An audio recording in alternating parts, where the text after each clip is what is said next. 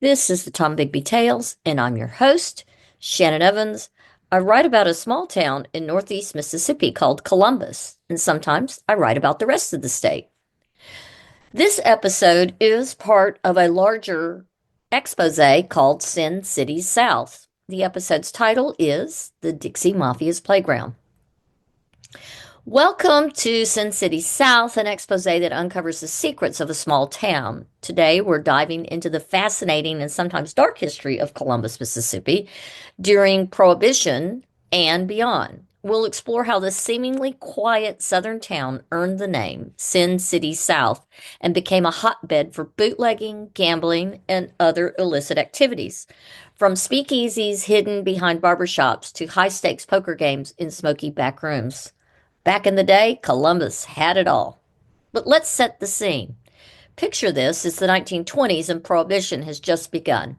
The 18th Amendment has made the production, transport, and sale of alcohol illegal across the United States. But in Columbus, Mississippi, the liquor keeps flowing. How? Well, let's set the scene. Bootleggers brought in Canadian whiskey and beer by river, rail, and road. The Tombigbee River, which runs through Columbus, became a major smuggling route. Bootleggers would often disguise their boats to avoid suspicion. One clever bootlegger, known as Catfish Charlie, even hollowed out his daily catch to hide particular bottles of moonshine from the moonshiners. Bootleggers hid their larger stashes in the prairie, in the woods, and even on unsuspecting neighbors' land. One famous hiding spot was actually a Civil War era cannon on the grounds of Mississippi University for Women. The bootleggers would stuff bottles inside, at the time, the open barrel, knowing that no one would think to look there. Another popular hiding spot was the hollow of an ancient oak tree in Friendship Cemetery, where bottles were lowered by rope and retrieved as needed. Wow. Clubs and lounges popped up across the river and north of town. These establishments often masqueraded as legitimate businesses during the day. A barber shop might transform into a speakeasy at night, with patrons entering through a secret back door. For example, one barber shop on Main Street was known for its excellent haircuts by day, but after hours, a hidden panel in the back wall slid open to reveal a bustling speakeasy. Now, the key ingredients for such a life? A thirsty audience with cash and a legal system willing to look the other way. Local law enforcement was often paid off or simply chose to ignore the illegal activities, focusing instead on more, quote, serious crimes.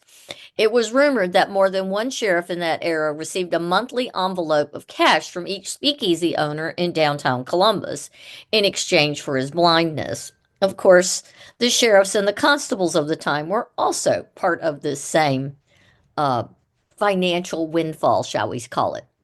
Prohibition in Mississippi and Lowndes County especially lasted well into the modern era. It wasn't until 1966 that Mississippi repealed prohibition laws, and even then left it to the individual county to determine how and if they would repeal their dryness. There are still 36 counties in Mississippi that prohibit beer and light wine sales.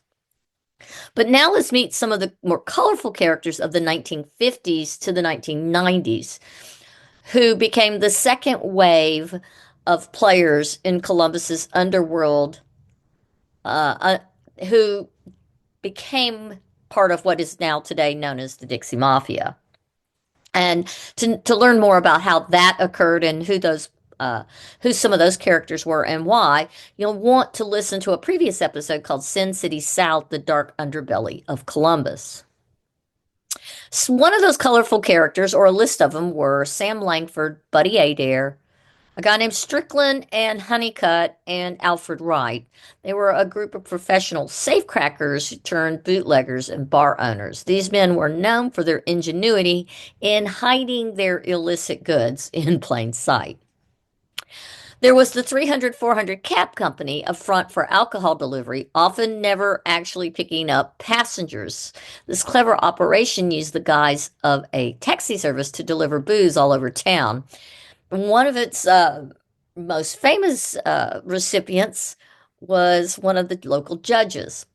If stopped by police, drivers would claim they were simply going to take a fare to their destination or were picking one up. The company slogan, "Will get you where you need to go," took on a whole new meaning for those in the know. The cab company in town will play an even darker part in Columbus's history in a future episode about several of the murders in town. Alfred Wright was the grandfatherly kingpin who ruled Columbus's criminal underworld until 1990. Wright was known for his charm and generosity, often helping out locals in need. He was known to pay off mortgages for struggling families and even anonymously fund college educations for promising students from poor backgrounds. And yet, he also was known for running a ruthless knee cracking business as well. This Robin Hood like persona made him a beloved figure despite his highly illegal activities. Columbus was home to a variety of clubs in this era, bars, lounges. They all were populating across the town, north, south, east, and west, and they served as fronts for illegal activities usually. So let's take a tour of some of the most notorious ones.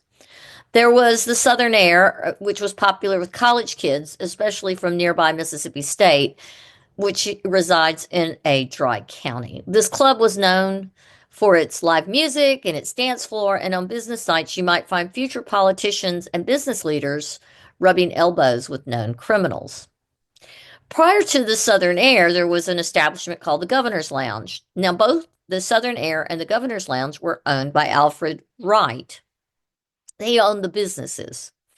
Originally, the Governor's Lounge was the site of a wealthy family's summer lodge. This upscale establishment catered to Columbus's elite, offering high-stakes poker games and top-shelf liquor for some. It's said that more city business was conducted there in the Governor's Lounge than at City Hall. The lounge's alleged signature drink was the Governor's Pardon, a potent mix of imported gin, local honey, and a secret ingredient rumored to be absinthe. Wow, that sounds pretty knockout. Another club, also owned by Alfred Wright, was called Go-Go Beach. Now, this was a segregated club where black patrons could dance, gamble, and swim.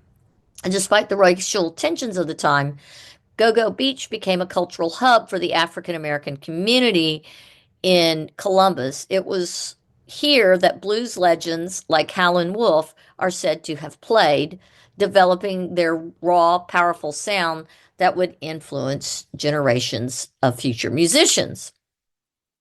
Then there was the Silver Spur. That was originally built in World War II on land owned by George Dyson. The land was leased by Alfred Wright back when building materials were rationed because, of course, it was World War II. Wright built the building, and it was essentially a barn. And at some point, a man, Joe Burns, would buy the bar, and at that point, it would burn down. Now, a lot of these bars have a bad habit of burning down, uh, most logically for insurance money. O.G. Coleman ran the Silver Spur from 1978 to 1979, and he, at some point, will be the manager of another seedy dive bar in town, the Del Camino. Another bar in town was the Sharecropper. Now, that was out on Highway 82 in the old Johnny and Helen's restaurant near Dylan Norris Restaurant Supply. It was owned by a man named James Earl Hankins, who was from Pickensville, Alabama. It's my understanding he actually lived in Alabama and had his club in Mississippi. Then, of course, there were the bars on the south side of Columbus, just outside the city limits. The Pad, also called the S Curve, was across from what would become, or what was and is, the APAC gravel pits, but it was near Seminole Garment Plant. Now, that was a very blue-collar dive bar, and it was at this dive bar in 1967 that Joe Kincaid stabbed another man in the heart. In the 1970s and 80s, the Pad was where W girls frequented, and it is said that the prostitution ring that was run on the W campus by members of law enforcement in exchange for tuition breaks and the girls to have some quote spending money, that a lot of the ladies would meet their Johns at the pad. Watch for that in a future episode. I have quite a bit to say on that one. Then there was a place called Arvy's or Eva's place on a section of land called Skid Row, which was behind the garment plants on Pickensville Road. A gentleman named Gene Strickland shot Ernest Mason in a fight there. So it was a bit of a hotbed of a mess, too. In town, right down the road from the courthouse, was the Executive Lounge, right across the street from the respectable Holiday Inn. At the Executive Lounge, lawyers would stop in for a drink, and this was considered a very brazen location, as the level of corruption in the local legal system was happening right at the base of the hill, right behind the courthouse. Sometimes it is said verdicts were reached before the trials even began, right there at a table or at the bar in the Executive Lounge. This this bar was owned by the Adair family. The Adairs were longtime associates of Alfred Wright in the early years. Del Camino was another bar that was mentioned before. It was a dive bar. It eventually becomes the Concord Square and then the South Fork. Now, this was burned down by George Durden for insurance fraud. He goes to jail later for theft, which will be covered in a future episode, and he's quite the character and not the sharpest knife in the knife rack. Anyways, he I think he owned another club called the Golden Bell, although the ownership string on that is not very clear. He was buddies with the guy who ran the Straight Eight. His name was J.W. Haynes. Then there was the wharf right downtown, and it was next to Pennington's Big Star. It burned down in the early 70s and, along with the Big Star, and it almost burned down Franklin's office supply store, the WPA built post office, the department store roofs, and the Dispatch, which is the local newspaper. The Welding Works was another bar owned by a guy named Johnny Redden. Now, I talked about Johnny Redden in an earlier episode.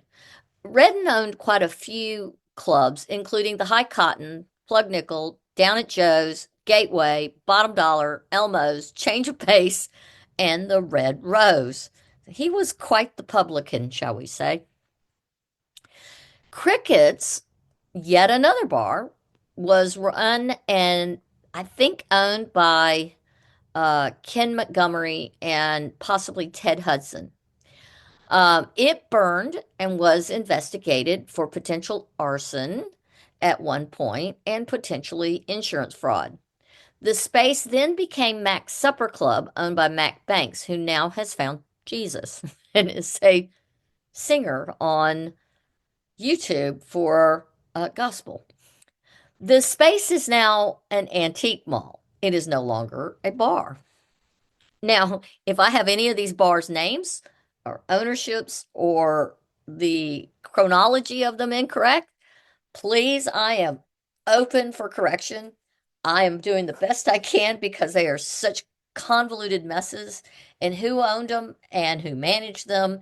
And some were owner managers and some are managers who work for owners and some had silent owners, and it's very convoluted and difficult purposefully to unpack. But let's get to the dark side of all these bars. Columbus and the bars were not all fun and games. These establishments often had a darker side. Some clubs housed prostitutes in nearby trailers or shacks. Now, I know that there are more proper names for this today, but I'm going to go with the language of the time. These makeshift brothels were often overlooked by local law enforcement, highlighting the deep rooted corruption in the city. One such establishment, locally known as the Dollhouse, operated for over 2 decades without a single raid or arrest, and yet the women were often roughed up, mistreated, and did not receive the protections and the help they deserve. Violence was not uncommon. There were multiple shootings and stabbings at various locations. There were gruesome incidents at bars that involved disputes over high stakes poker games or women or both. Arson was suspected in some cases, usually for insurance fraud. George Durden's businesses all burned down the same day, not long after he took out a substantial insurance policy. Investigators noted that the fire started in multiple locations simultaneously. Well, it was more than the investigators. The whole town saw it happen. But no charges were ever truly filed, though Durden goes to jail later for a completely different reason. Drug trafficking became increasingly prevalent in the later years of these bars, with some clubs serving as distribution hubs for large amounts of cocaine and other narcotics. The influx of drugs cast a long shadow over the community that persists to this day. The impact of Columbus's Sin City South era extends far beyond its borders. Some argue that the influx of illegal money actually helped Columbus weather the Great Depression in the early days, better than many of the other southern towns. Local businesses, from car dealerships to clothing stores, benefited from the steady flow of cash, even as other parts of the state struggled. The era left an indelible mark on local culture, with many older residents still speaking fondly of the good old days when the town was wide open. The legacy of corruption has made it harder for it to shake. So, as we wrap up our journey through Columbus's seedy past, we're left with some intriguing questions that I hope to address in future episodes. Why did this activity continue for so long in absolutely plain sight? Was it simply a case of systemic corruption, or did the illegal businesses provide some perceived benefit to the community? Some argued that the illicit economy provided opportunities for social mobility that were otherwise lacking in the working class segregated South. Was there a symbiotic relationship between the criminals and the town elite? I would argue most definitely. Many successful businessmen and politicians of the era got their start in these illicit establishments. Was something even more sinister at play? Some suggest that federal authorities allowed the activity to continue as part of larger investigations into organized crime. Buford Pusser, the man himself from McNairy County, Tennessee, was a close friend of Alfred Wright. Was an entity following that connection and using Columbus to track the movements of larger criminal organizations beyond the Mississippi border. While most of these clubs are now gone, their legacy lives on in the stories and memories of Columbus residents. The era of Sin City South serves as a reminder of how even the most unassuming places can harbor deep, dark secrets. It also raises important questions about the nature of community, law enforcement, and the sometimes blurry line between right and wrong. Join me next time as I continue to explore the hidden histories of Columbus and Lowndes County, where the truth is often stranger than fiction. Until then, remember to look beyond the surface. You never know what secrets might be hiding in your own backyard. And as a side note, if you know anything more about the details of this podcast and about Sin City South and the underworld of Columbus's um, criminal element of that era from the 1950s to the 1990s and beyond, I hope that you will reach out to me. I will keep all contact anonymous unless you indicate otherwise. Until next time, this is the Tom Bigby Tales.